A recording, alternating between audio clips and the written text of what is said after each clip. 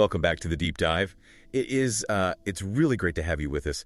Today we are doing something a little different. Yeah, we're taking a bit of a microscope approach today. Exactly. We have a fascinating stack of liner notes and musical analysis here, and we're using them to zoom in on just one single captivating track, Ginza Love Story. Right. Our mission today is to completely immerse you in the performance, the arrangement, and the lyrical narrative of this highly specific piece of music. It really is the perfect track for this kind of close listen. Yeah. Because by stripping away all the other noise and focusing on just this one song, we can really appreciate the intricate choices the musicians made. We get to understand exactly why it makes us feel the way it does. Okay, let's unpack this. Right off the bat, the notes describe this as a cinematic lounge jazz ballad, gorgeous homage to 1950s and 60s jazz standards. But there's a phrase in these liner notes that stood out to me. Oh, the aesthetic of subtraction. Yes. The aesthetic of subtraction. I have to be honest, that sounds a little pretentious. What does that actually look like in practice for a jazz trio? Well, it does sound like high art, sure. But really, it just means they aren't afraid of silence.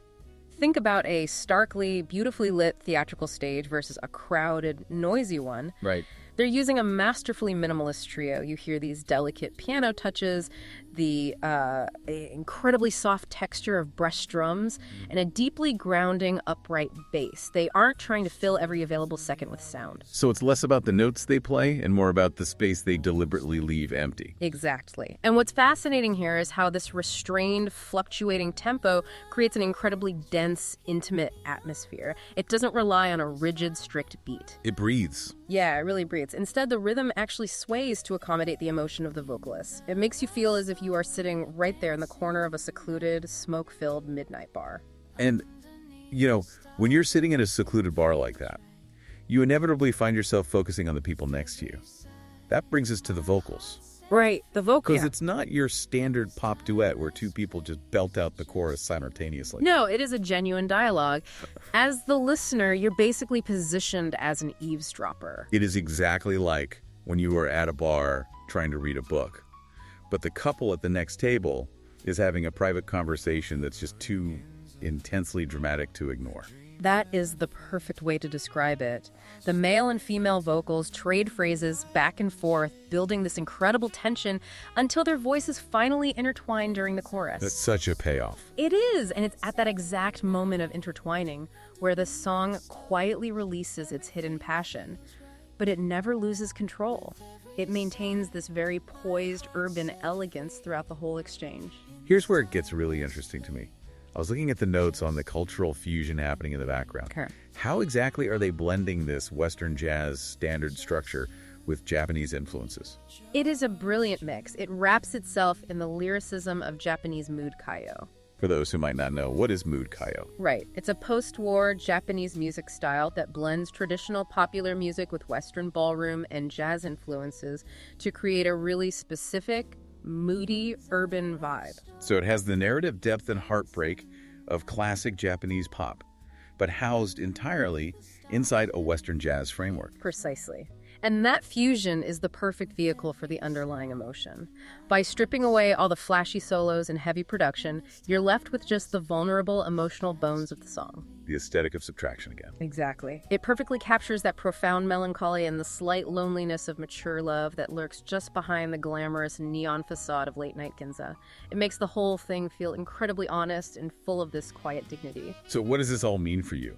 In a world filled with loud, overwhelming information and constant noise, the aesthetic of subtraction in a song like this proves a really powerful point. It really does. Sometimes whispering is far more effective than shouting.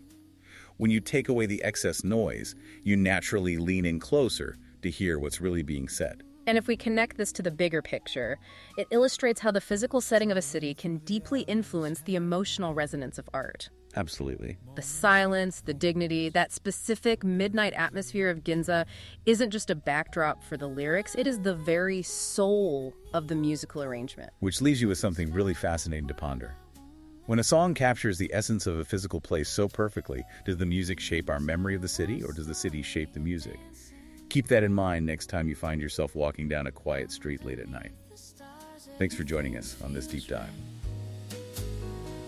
With every sigh, my heart set free.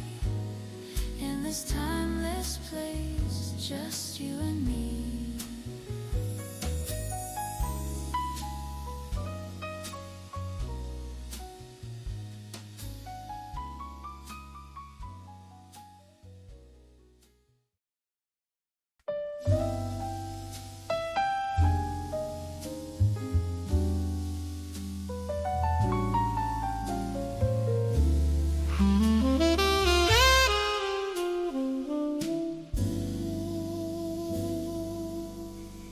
In the heart of Ginza, where we first met,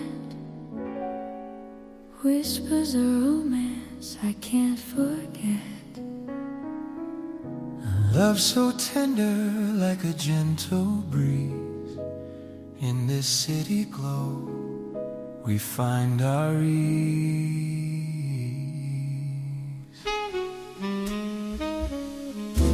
Ginza Love Story, a dance in the night.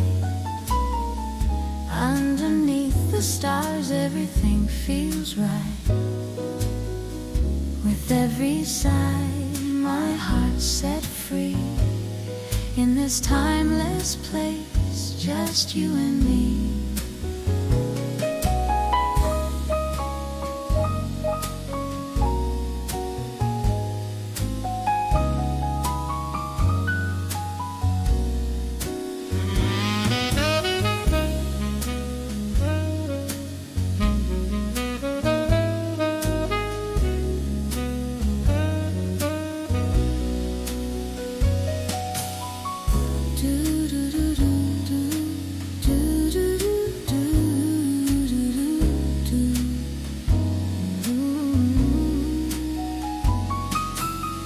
Strolling through the alleys hand in hand. Moments like these, perfectly unplanned. A love electric in the neon glow. In this vibrant world I won't let go. Ginza Love Story, a dance in the night. Underneath the stars, everything feels right. With every sigh, my heart's set free. In this timeless place, just you and me.